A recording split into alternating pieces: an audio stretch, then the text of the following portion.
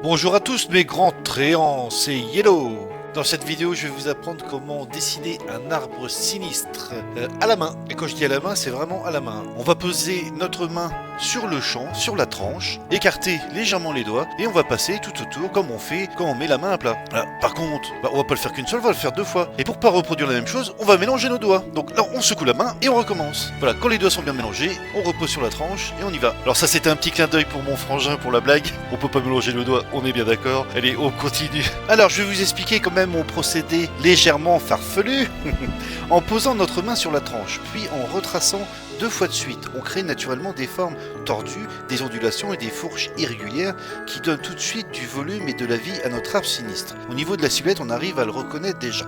Entre les deux poses, vu qu'on a bougé légèrement les doigts, ça crée un décalage multiple des tracés. À partir de cette base qu'on vient de faire, on procède simplement, on sélectionne les branches qui nous paraissent les plus proches pour en faire les branches principales, celles du premier plan.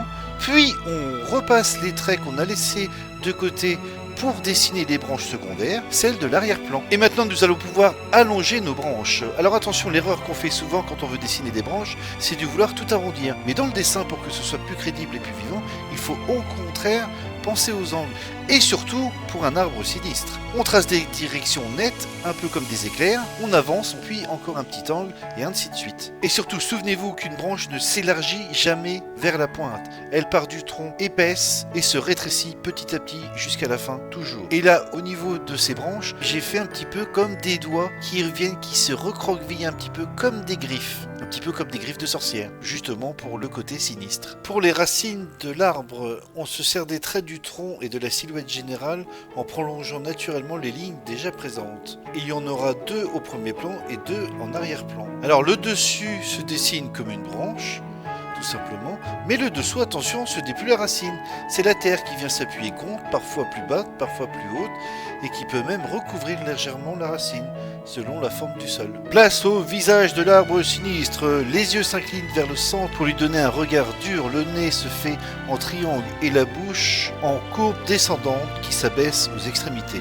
Le tout en petites vaguelettes anguleuses. Pour ajouter des branches, on tient compte du sens des branches principales. Alors faites des flèches comme moi. On peut les faire pivoter légèrement, mais on ne casse jamais la direction. Les ramifications sont toujours plus fines que la branche d'origine, jamais plus épaisses. J'aime les rétrécir un peu, ça rend le dessin plus réaliste. Ici, on leur donne un effet recroquevillé, comme des griffes. Vous pouvez ajouter autant de branches que vous voulez, les croiser, les superposer.